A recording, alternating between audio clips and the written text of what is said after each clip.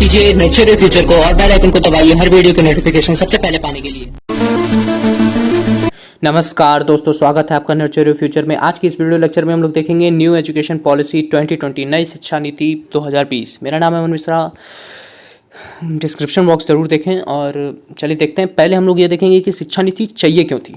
शिक्षा नीति इसलिए चाहिए थी क्योंकि 34 साल तक 1986 में हमारी जो पुरानी शिक्षा नीति पुरानी नेशनल पॉलिसी ऑन एजुकेशन जो थी वो आई थी, और 34 साल में टेक्नोलॉजी आ गई, काफ़ी कुछ इन्हांसमेंट हो गया वर्ल्ड में। तो कहीं ना कहीं हम लोग विश्व में लैग कर रहे थे अपने हायर एजुकेशंस में भी और डीप एजुकेशंस में भी। मानिए आप अगर 12 साल तक स्कूलिंग कर रहे हैं फिर भी आपको उसका कोई fruitful result as a skillful worker भी नहीं बन सकते थे आप, कोई काम नहीं था उस एजुकेशन पॉलिसी का।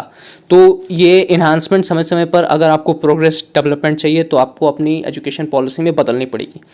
इसलिए इस किस तरफ बदलनी पड़ती है कि आप अपना स्किलफुल एटीट्यूड्स लाएं, कुछ लर्निंग टेक्निक्स लाएं, ना कि मगअपिंग टेक्निक्स।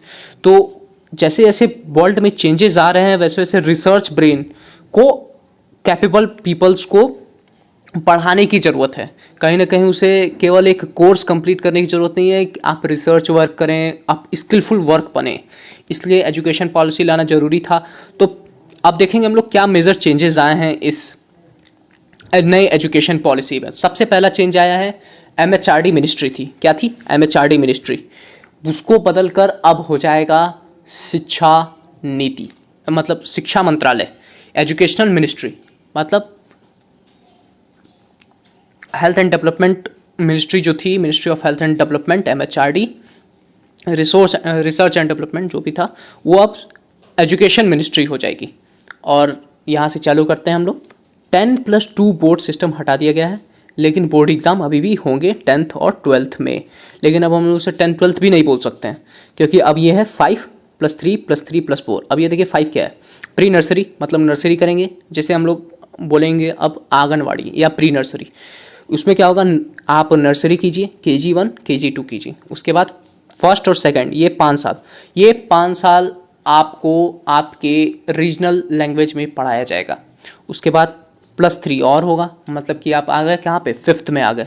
यहाँ पर भी आपको फोर्स नहीं किया जाएगा, इंग्लिश एज अ सब्जेक्ट पढ़ाया जाएगा, कंपलसरी नहीं रहेगा इंग्लिश। फिर उसके बाद आता है 6 से लेके +3 और, मतलब यहाँ तक कितना था? 8वीं तक +3 हो गया। उसके बाद 4 ईयर आपका हो गया 8वीं 9वीं 10वीं 11वीं और 12वीं। तो ये पूरा 4 सिस्टम आया है।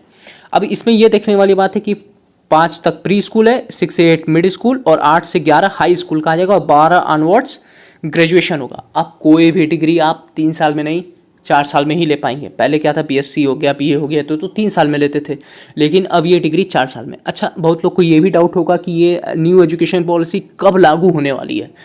तो सबसे पहली बात, ये नए एजुकेशन पॉलिसी अभी कैबिनेट द्वारा मंजूरी मिली है और इसे अभी बिल पास किया जाएगा, और अगले सत्र से, मतलब इस साल एकेडमिक ईयर को छोड़ के अगले साल से जो भी होगा इसी एजुकेशन पॉलिसी के तहत होगा।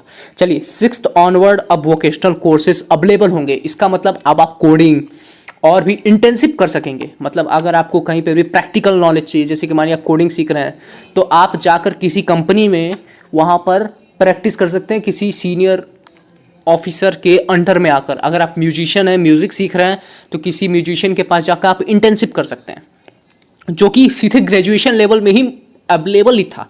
अब क्लास 6th में आ गया है, तो ये फ़ायदा है।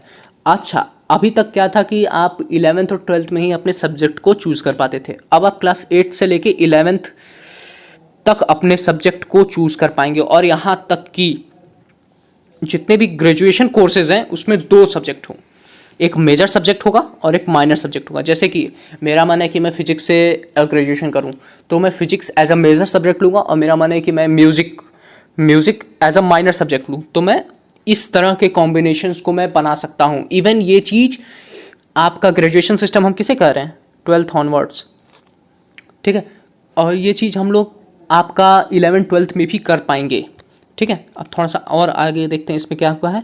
All higher education will be govern by one authority. अभी तक क्या था कि आपका जैसे UGC था, AICTE था, तो ये सारे कई सारे बॉडीज, गवर्नमेंट बॉडीज बनी हुई थी कि हाँ इस चीज़ के लिए ये रेगुलेटिंग बॉडी होगी, इस चीज़ के लिए ये रेगुलेटिंग बॉडी होगी। इस तरह की 10 तरह की रेगुलेटिंग बॉडी थी जो अपना अपना डिसीजन लेती थी, और कई सारी फ्री यूनिवर्सिटी थी वो अपना अपना डिसीजन लेती थी। ये सब के सब ख़त्म हो जाएगा। हायर एजुकेशन जो भी गवर्नमेंट के लिए बनाएगी, एक नई कमेटी गठित होगी और एक नया सिस्टम बनाया जाएगा, एक नई अथॉरिटी बनाई जाएगी जो कि आगे आने वाले समय में आपको एक तरह का पूरे ऑल ओवर इंडिया में एक तरह का मार्किंग सिस्टम होगा। ये यूजीसी एआईसीटीई मर्ज हो गया है। सारी की सारी जो यूनिवर्सिटी हैं, government university, even private, open, deemed, vocational etcetera, सारे के सारे वो ग्रेडिंग और अदर रूल्स सबके लिए एक होंगे। सबको मार्किंग स्कीम सब कुछ सेम होगी सारे यूनिवर्सिटी में। इवन यहाँ तक कि जो पढ़ाने का सिलेबस होगा पूरे यूनिवर्सिटी में, अगर आप एक कोर्स कर रहे हैं तो चाहे वो आप आईआईटी से कीजिए, चाहे वो आप सिंपल अपने लोकल किसी कॉलेज से कीजिए, किसी भी नेशनल या फिर कहीं से भी कीजिए, आपको सेम चीज़ पढ़ाई जाएगी। बस इतना फ़र्क होगा कि अगर उस कॉलेज की रैंकिंग अच्छी है तो उसको बिल्स, बजट्स उसके हाई होंगे, मतलब उसमें फंडिंग ज़्यादा होगी। बस ये चीज़ है। अच्छा, अब टीचर ट्रेनिंग के भी एक बोर्ड बनेगा। अब टीचरों की भी एक ट्रेनिंग का एक बोर्ड बनेगा जिसमें सारे के सारे तरह के टीचरों को एक तरह की टीचिंग के लिए पूरे ऑल ओवर द कंट्री में एजुकेशन अलग अलग थी। आप कहीं और जाएंगे तो आपको किसी और तरह की एजुकेशन मिलेगी, कहीं और जाएंगे तो किसी और, सबको एक तरह किया जाएगा और कोई भी राज्य इसे बदल नहीं पाएंगे, ये भी बात है। और कुछ भी देख सकते हैं हम लोग कि सेम लेवल ऑफ एक्रेडिटेशन, मतलब कि मान्यता सभी कॉलेज की एक होगी, बस उसमें उसकी रैंकिंग के हिसाब से फंडिंग अलग हो जाएगी। अच्छा, ये जो नई बेसिक लर्निंग प्रोग्राम है ये गवर्नमेंट अब पेरेंट्स के लिए भी बनाएगी कि बच्चे अगर 3 साल तक हैं तो उसको किस तरह की एजुकेशन दी जाए, बिलो मतलब अप टू 3 ईयर्स के बच्चों को किस तरह की एजुकेशन दी जाए उनके घर पर। उसके बाद प्री स्कूल तो चलेगा ही, 3 से 6, मतलब बोले तो आज के ज़माने में नर्सरी से लेके क्लास 2 तक, ठीक है। अब देखते हैं कि मल्टीपल एंट्री जो हो रही है और exit form in any course, मतलब अगर आप अभी ग्रेजुएशन में हैं, फर्स्ट ईयर कंप्लीट कर लिए, छोड़ना चाहते हैं, मानिए आपके फैमिली में फाइनेंशियल क्राइसिस आ गई या फिर आपका हेल्थ ख़राब हो गया है तो आप 1 साल के ड्रॉप आउट लेना चाहते हैं, तो आप कहीं पर भी छोड़ सकते हैं उस ग्रेजुएशन सिस्टम को जो डिजी लॉकर था। याद रखिए, डिजी लॉकर था वो ये करता था कि आप कोई भी आधार कार्ड या फिर अपना 12th या 10th की मार्कशीट को स्कैन करके वहाँ पे अपलोड कर दीजिए, इक्वल मान्यता प्राप्त होगा। उसी डिजी लॉकर का उपयोग किया जाएगा यहाँ पे क्रेडिट सिस्टम में। क्रेडिट सिस्टम, अगर आप फर्स्ट ईयर में मानिए 8 CGP पाते हैं, जो भी ये लोग क्रेडिट सिस्टम बनाएंगे तो वो आपकी उसमें अपग्रेड हो जाएगा। मानिए फिर आप 1 साल बाद आते हैं, एक फिक्स टेन्योर के बाद, बताएंगे ये लोग अभी आगे चल के, फिक्स टेन्योर के बाद अगर आप आते हैं तो फिर आप रीजॉइन कर सकते हैं उस सेम कॉलेज को। अच्छा हाँ, पूरे एंट्रेंस लेवल जो एग्ज़ाम होगी, जैसे कि आप मेरिट लिस्ट में नहीं आ पा रहे हैं, जैसे अभी दिल्ली यूनिवर्सिटी की मेरिट लिस्ट काफ़ी हाई है और आपका 12th में नंबर कम है, तो अगर आप DU यूनिवर्सिटी में एडमिशन कराना चाहते हैं तो एक इस तरह का कॉमन एम्पलीट्यूड टेस्ट होगा, जिस तरह MBA में होता था उस तरह कॉमन एम्पलीट्यूड टेस्ट होगा। उसमें आप के वो क्रेडिट आपके 12th में मार्क्स में जुड़ जाएगा और फिर आप उसमें मेरिट बेसिस पे या फिर कैट के बेसिस पे आप एडमिशन टेस्ट ले पाएंगे, एंट्रेंस ले पाएंगे किसी भी यूनिवर्सिटी में, ये भी इंपॉर्टेंट है। और देखते हैं ये जो क्रेडिट सिस्टम है ग्रेजुएशन के लिए, हर साल बच्चों को दिया जाएगा कि वो अगर ब्रेक लेना चाहते हैं कोर्स से और फिर दोबारा ज्वाइन करना चाहते हैं तो उस क्रेडिट सिस्टम से जुड़ सकते हैं। अच्छा, अब जितने भी एग्ज़ाम्स होंगे, अब बोर्ड एग्ज़ाम नहीं होगा, मतलब बोर्ड एग्ज़ाम तो होगा लेकिन सेमेस्टर वाइज होगा, मतलब कि साल में अब हाफ ईयरली और फाइनल ईयर, जो कि पहले जब CCE पैटर्न था तो 2 तरह के एग्जाम होते थे, लेकिन फाइनली जो मार्कशीट बनती थी वो फाइनल ईयर पे बनती थी, लेकिन अब सेमेस्टर वाइज होगा जैसे ग्रेजुएशन में अभी होता है, ठीक है। ऐसा 10+2 के लिए बोल रहा हूँ मैं, मतलब 10th और 12th दोनों के लिए सेमेस्टर वाइज एग्जाम होंगे। सिलेबस विल बी रिड्यूस और कोर सब्जेक्ट नॉलेज, मतलब आपको किसी फिजिक्स में ही पढ़ना है तो फिजिक्स में ही आपको डीप सब्जेक्ट की नॉलेज होगी, ऐसा 12वीं तक का सिस्टम बनाया जाएगा। और अभी सिलेबस आना बाकी है। More focus on student practical and application knowledge पे किया गया है। और जो मैं आपको बता रहा था कि कोई भी ग्रेजुएशन कोर्स अगर छोड़ देता है तो पहले साल में उसको बेसिक एक सर्टिफिकेट मिल जाएगा, ठीक है। फर्स्ट ईयर में ड्रॉप करता है, दूसरे ईयर में अगर छोड़ता है कॉलेज को तो उसे डिप्लोमा मिलेगा, डिप्लोमा का सर्टिफिकेट, और तीसरे साल में अगर छोड़ता है वो तो उसको फुल कोर्स मिलेगा, और अगर वो चौथे साल में छोड़ता है तो उसे डिग्री और रिसर्च वर्क दोनों मिल जाएगी डिग्री का। तो मतलब सब कोर्सेस 4 साल के ही होंगे। डिप्लोमा मतलब इससे ये फ़ायदा है कि मानिए आप बीच में छोड़ रहे हैं तो आपका पूरा टोटल वेस्ट 2 साल 3 साल वेस्ट हो जाता था, लेकिन अब वेस्ट नहीं होगा, आपको डिग्री मिलेगी, उस डिग्री पे आप कुछ वर्क काम ले सकते हैं। ठीक है।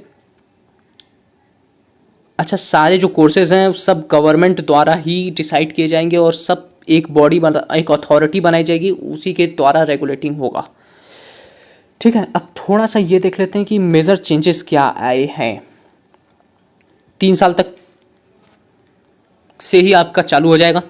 पहले क्या था, 6 साल से 14 साल के बच्चे ही बेसिकली एज ग्रुप था कि कंपलसरी एजुकेशन होनी चाहिए। अब ये 3 से 18 साल हो गया है। अच्छा, इस न्यू एजुकेशन पॉलिसी में एक और बात बता दें कि जो अभी 1.7% है एजुकेशन पे अपना खर्च है जीडीपी का, अभी इस चीज़ को 6% कर दिया गया। ये वर्ल्ड हेल्थ द्वारा रिकमेंडेड भी था कि वर्ल्ड हेल्थ ऑर्गेनाइजेशन कह रहा था कि कोई भी एक नेशन को कम से कम अपने 6% अपनी जीडीपी का खर्च करना चाहिए। तो इसको भी लाया गया है अपने नए सिस्टम में। अब मैं यहाँ से स्लाइड चला दे रहा हूँ, जैसे कि स्कूल अब ये जो है ये सिस्टम तो मैं आपको बता ही चुका हूँ। अब इसको आगे चलते हैं। मदर टंग भी बता चुका हूँ आपको कि इतना इंपॉर्टेंट है, इसको आप पॉज करके पढ़ सकते हैं। यूजीसी एआईसीटी एनसीटी नहीं रहेगा, ये चौथा था। साइंस आर्ट और कॉमर्स जो 3 स्ट्रीम थे जिसे माना जाता था कि हाँ कि ये साइंस का बनता है, ये आर्ट्स है और ये कॉमर्स पढ़ रहा है, तो इस तरह का कोई सिस्टम नहीं, स्ट्रीम सिस्टम ख़त्म हो चुका है नई एजुकेशन पॉलिसी NEP 2020 में। एक्स्ट्रा करिकुलर एक्टिविटी पे मोर फोकस है। अच्छा, ये जो ड्रॉप आउट है उसके बारे में अगर आप एकेडमिक क्रेडिट और ये सब, इसको आप पॉज करके पढ़ सकते हैं। तो यहाँ तक देखने के लिए धन्यवाद। इस वीडियो को ज़रूर से ज़रूर शेयर करें ताकि आपके दोस्त भी इसका बखूबी फ़ायदा उठा सकें और पता और समझ सकें कि नई एजुकेशन पॉलिसी क्या है।